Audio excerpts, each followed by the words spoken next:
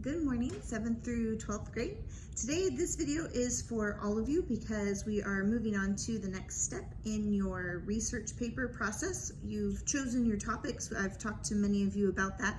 If you haven't chosen your topic yet, make sure you get that topic to me so I can give you some help with that. Some of you needed to kind of narrow what you were going to talk about. You needed to kind of choose while your topic was fine, you need to kind of narrow that down a little bit. So if some of you still haven't turned that in to me, make sure you do that in the next couple of days. But today we're going to talk about doing some research, and we're going to talk about your note cards, which are due Friday of this week. So you have all week to work on those to get those ready for me. Now, middle school, you have 3 resources that you needed to pull, and you needed to have 3 note cards for each of those resources. High school, you had 4 resources, and you needed to have 3 note cards for each of those resources. Some of you have done my note cards before, and I've talked to you about this subject. Some of you, this is new to you, and you have no idea what the note cards are even for, so we're going to talk about that today.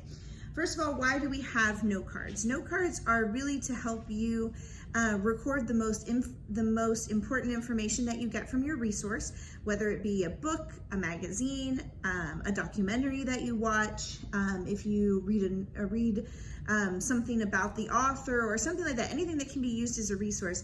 The note card is to record that information so that you don't have to constantly go back to your resource. So you don't have to find that website again. So you don't have to read the book all over again trying to find that one paragraph that you wrote down. So you don't have to constantly go back to those. You can just refer to your note cards, which makes things a lot easier. Also, note cards are there to help you stay organized as long as you label them correctly. It doesn't matter what size note card you use. This is a 3x5 card, and that's completely fine if you want to use a 3x5. You can use one of the bigger ones. If your handwriting is probably not the best, and you know, well, I might make mistakes on it or something like that, you can use the bigger ones, but it's really up to you. It doesn't matter. And you can make more note cards for each resource than just 3. 3 is just your minimum requirement. So you write down, you label them. Up in the top right-hand corner, I put the website that I found the article from. Over here, I put what date I found it. You don't have to put the date on it. I just did to help me stay organized. At the top, I chose for the mock-up paper that I was going to do to show you guys how to work on it. I chose a person to write about. I chose Agatha Christie. So you can, if you chose a person or a subject, whatever you chose, this is just a basic idea to help you. So I chose a person, so I put her life up here. So this card I know is going to be about her personal life, about her. And I put the early years down here as kind of my subtopic. This card is only going to hold information about her early years, her childhood to her teen years. I'm not going to be talking about her marriage on this card. I'm not going to be talking about her books that she wrote on this card. I'm not going to be talking about anything except for her early years. This is going to be information about her childhood, where she was born, where she went to school, things like that. So label your cards really well to help you keep all of your information focused. Secondly, some of you have never actually done a research paper before, and so doing the research might be a little daunting to you. If you've chosen a subject that might be a little difficult, you might not be sure where to find resources. Thankfully, the internet is full of resources, but you also have to be careful about your resources. You have to be careful about the things that you're seeking, the things that could come up. It might be helpful, it might not be helpful. So you need to be really careful when you are when you're looking for resources, that make sure it's pertinent to what you're talking about, make sure it's important for the person that you're talking about. And of course, please remember, do not use Wikipedia. Wikipedia is not a valuable resource. It's an open forum. Anybody can put information on Wikipedia. And while they do monitor the sites and they try to keep that down to a minimum, sometimes some crazy stuff can slip through the filters. So obviously it's a big website and there's a lot of stuff that they have to do. So Wikipedia is not valuable information. Don't use it. I will not count it as a valuable resource if you use Wikipedia. So Wikipedia, bad. Get that in your head, okay? Today, though, I am going to show you a few of the things that I found personally when I was looking for information about Agatha Christie. And honestly, I didn't do a lot of digging. I typed her name into the search engine. The first thing it brought up was Wikipedia, so I didn't do that one, but it soon brought me some other stuff. So I'm going to show you guys some of the things that I found just to kind of help you. Okay, so here's our website that we're going to start with. It's the home of Agatha Christie, developed by those historians who have studied her life and things. So if I'm going to look at about her, and then this is giving me all the information that I need to talk about her childhood. It goes from the year 1916 to 1924 when she wrote her first novel. 1924 is when she wrote her first, which became a famous novel, The Affair at Styles. She wrote that. Then I also pulled an article here from the Encyclopedia Britannica. If you're talking about a person, or even if you're talking about a condition, some of you are talking about psychological conditions, or you're talking about ethical issues, you can still find it in any encyclopedia. The Encyclopedia Britannica is just one of those. Another good site for a person is biography. Double check your information, make sure everything's accurate. But for the most part, they have some good ideas, some things that you can find on there. Also, this was something I did that was new. Agatha Christie, even though she passed away back in the 1970s, her novels have continued to be made into television programs and movies. So she's still very much a current event. Basically, her novels are still current events. This first one about the Pale Horse is Prime is making a brand new show about one of her novels. So I don't actually think I've read Pale Horse. I think it was one of her later novels. I like her ones that were set more in the 20s, 30s, and 40s, but I think that one was written in the 60s or 70s. So they're making that into a novel at this, or into a television program at this time. Also, I just watched a documentary about her life, which if I was writing a paper about her, I would use information that I gleaned from that documentary, and I would name the documentary and the creators, because it's people who are biographers of her life, and they're the ones who created the documentary. So I would definitely use that as a valuable resource. So that's just some ideas for those of you who are researching people or anything like that.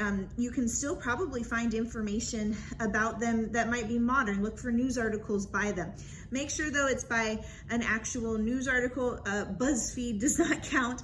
That's just, again, it's kind of popular opinion. They're not really journalists. They're more just people who put their opinions about movies and things online. So BuzzFeed, you can watch interviews on YouTube. Some of them, if the people that you're writing about were alive when they did television interviews, you can watch interviews of them on YouTube. They have lots of historical things like that you are welcome to glean from. So you really have all kinds of information you can use, but make sure as you're using these resources, write them down on your note cards. Write down whatever website that you're using, because it will help you as you're writing your paper. You've got all your information together. It will help you know where you found that source. So if you're quoting, which you are allowed to use some direct quotes in your paper, if you're directly quoting someone, go ahead and then you'll know, okay, here was my website. This was the person who said it. I'm good to go. And it really just saves you a lot of time and energy. Don't just write one sentence on your note card. Write as much as you possibly can on your note card. As many notes as you can glean from that resource, glean from it and get as much as you can. You can go back, but some of you are doing all of your research via your cell phone, and doing research via your cell phone is difficult. So make sure that you write it all down on your card so that you have as much information as possible. How to turn these into me, just send me pictures of your note cards. You don't have to send me a picture of each note card individually. You'll be sending me pictures all day. I'll be getting pictures all day from all of you, because all of you are writing this. So stack them up together, whatever the 3 cards that were for the one resource, stack those together, take a picture of them and send that to me, and that will help me out a lot. If you have any other questions about the note cards, please send me a message. You can text me, send me a message via Schoolworks or email. However you want to do that, just shoot me a message and I'll answer any questions that you might have. I do want to say that if you're not writing about a person, some of you have chosen ethical or psychological things that you want to talk about. I would go to the sources, go to psychological journals, go to medical journals that have released information about this particular thing that you want to talk about. Go to the experts. Don't just pick Joe Schmo off of YouTube who wants to share their opinion with you. That's not a valuable resource. It's much like Wikipedia. It's kind of an open forum where anybody can say what they want. It doesn't mean that it's an actual fact. It's just a person's opinion, and opinions change and they vary between people. My opinion can be, I love chocolate ice cream, and someone else's opinion is, that's disgusting. I don't even like ice cream. I don't understand people like that, but there are people like that. And I don't even like ice cream, and I certainly don't like chocolate ice cream. All right, that's an opinion, and it varies according to a person. If you go to some articles, they're just going to be a person's opinion, and that's not really what we're interested in. This is a research paper, so we really want to know what the experts say. So you need to get an expert opinion about whatever the situation is that you're looking at. So it needs to be a doctor, it needs to be a professor at a college who has a PhD or something in the field in which you are researching. So they've written, experts like that will have written journals about, written articles and journals about the condition or whatever the issue is that you're researching. So I would go straight to the source and look for those. If you're not sure if a resource is accurate or not, send me the link. I will happily look at the link and I will let you know, okay, this is a valuable resource. This is just someone's opinion. This is not about opinion. Now we will, at other times, we will be writing papers about opinion, and we've done that in the past, but this is not about opinion. This is about research. You have to actually research the topic and tell me what the experts say, not just what a person says that they think. So make sure you're doing the research, make sure that you're working really hard to make sure it's the right kind of research. And again, send me those links. You have until Friday, so you have several days to work on this. You have time to research. This is the bulk of what we'll be doing for English class for both days. I do have lessons, grammar lessons for tomorrow, but for the bulk of the 2 days, this is what you're going to be focused on. I don't want to overwhelm you with too much stuff, but I want to make sure you have plenty of time to work on this as well. Okay, so if you have any questions, watch this video again. Also, shoot me a text message, send me a message on Schoolworks, email me, whatever you have to do to get in touch with me, and I'm happy to talk one-on-one with you and help you in any way that I can, okay?